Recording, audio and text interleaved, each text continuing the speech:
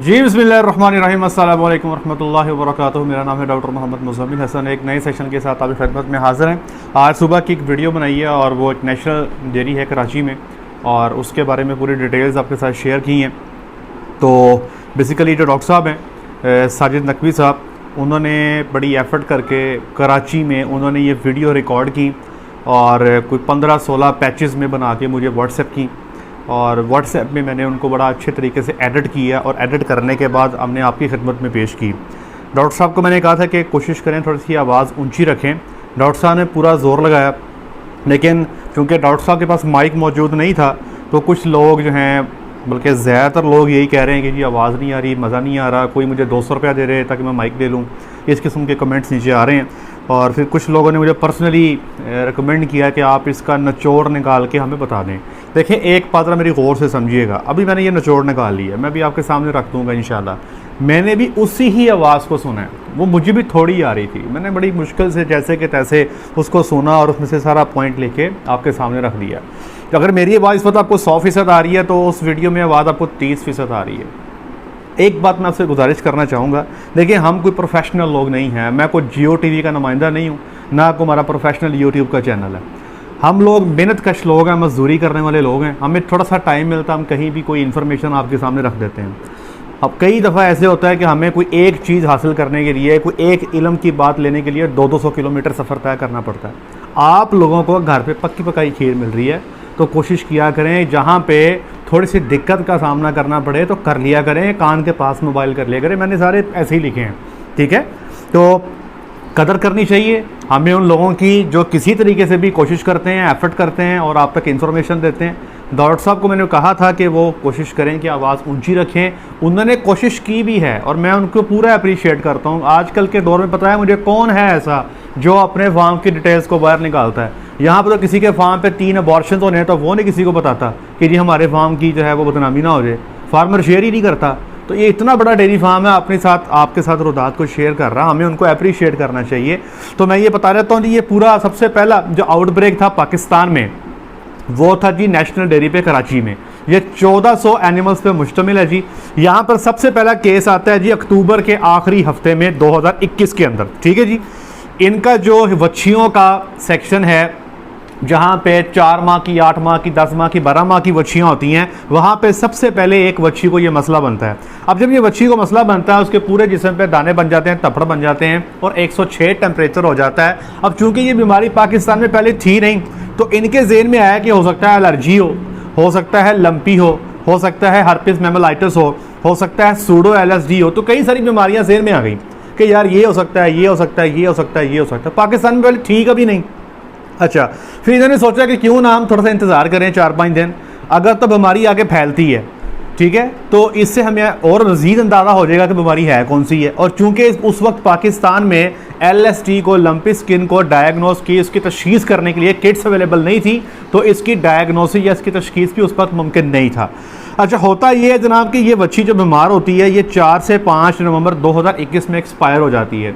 Treatment करते हैं, लेकिन बच्ची की चूँकि हालत बहुत ख़राब थी, कोई डॉक्टर साहब ने मुझे बड़ा कुछ भेजा है, बहुत सारी वीडियोस मुझे भेजी हैं, बहुत सारी तस्वीरें भेजी हैं। मैं यहाँ पर यूट्यूब पे लगा नहीं सकता क्योंकि यूट्यूब की जो है ना वो गाइडलाइंस जो हैं वो उसको obey करना ज़रूरी होता है हमारे लिए। अगर मैं लगा दूँ यहाँ पे तो आपसे देखी भी नहीं जाएंगी, इतनी बुरी सूरत हाल है।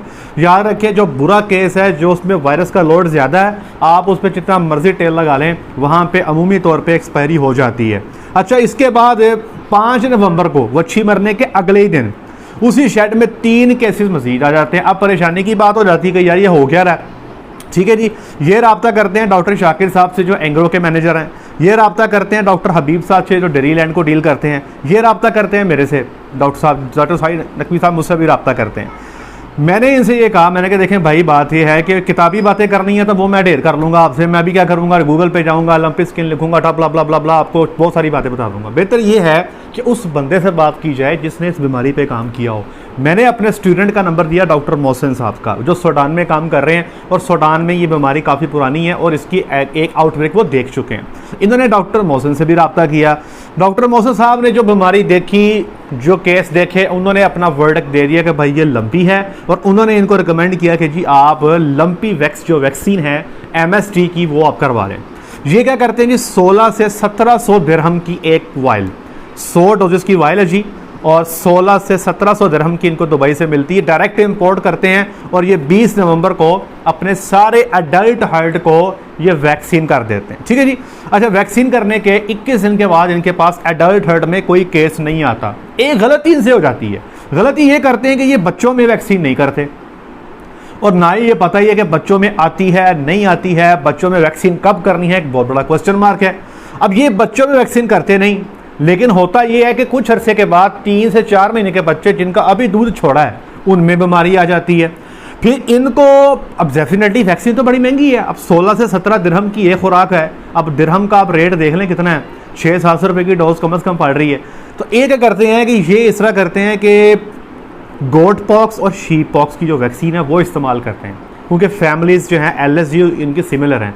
इंडिया के अंदर भी बहुत सारे जो गवर्नमेंट है उनकी वो यही वैक्सीन करवाती है। और मैं बताता हूँ भी आपको कि मुझसे इंडिया से लोग रब्ता कर रहे हैं, राजस्थान में इस वक्त बहुत ज़बरदस्त आउटब्रेक जो है लंपी की चल रही है, लोग परेशान हैं।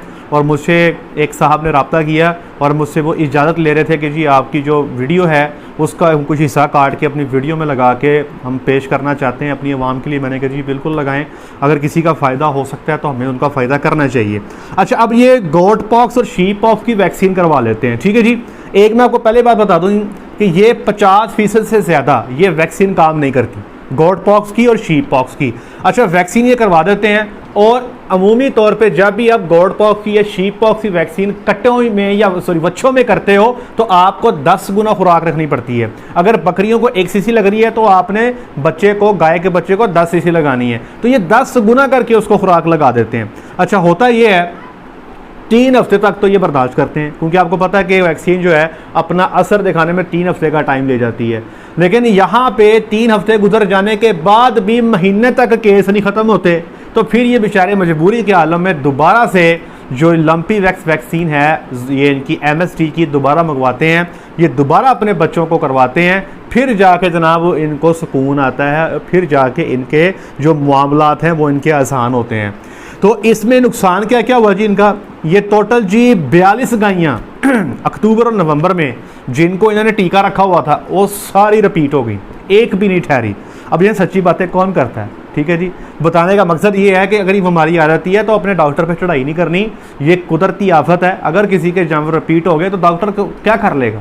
बीमारी का जो तोड़ है वैक्सीन है, वैक्सीन करवाएं ताकि बीमारी ना आए, बाकी का प्रॉब्लम हल हो जाए। अच्छा, इसमें टोटल 1400 जानवर है फार्म पे, जिसमें से 130 जानवरों में बीमारी रिपोर्ट होती है, 130।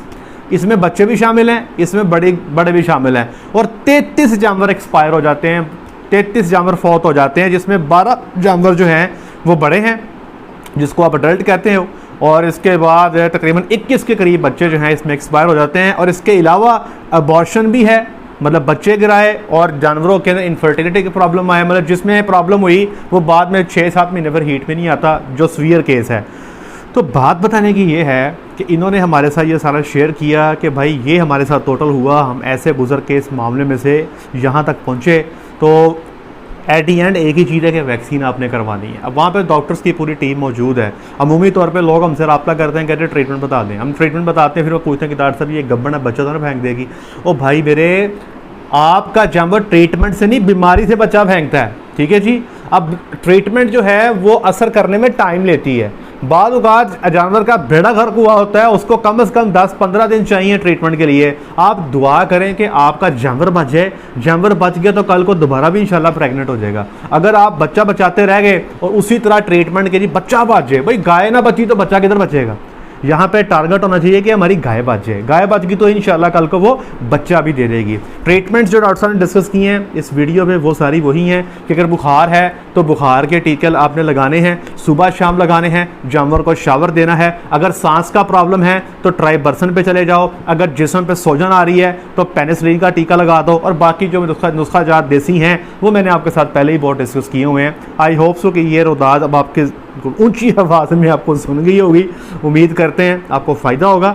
आज के लिए इतना ही, बल्कि इससे पहले again I would like to appreciate national dairy, और मैं अप्रिशिएट करना चाहूँगा डॉक्टर साजिद नकवी साहब को ये बहुत बड़ा सदका जारी है उनकी तरफ से अवाम के लिए, इस कौम के लिए।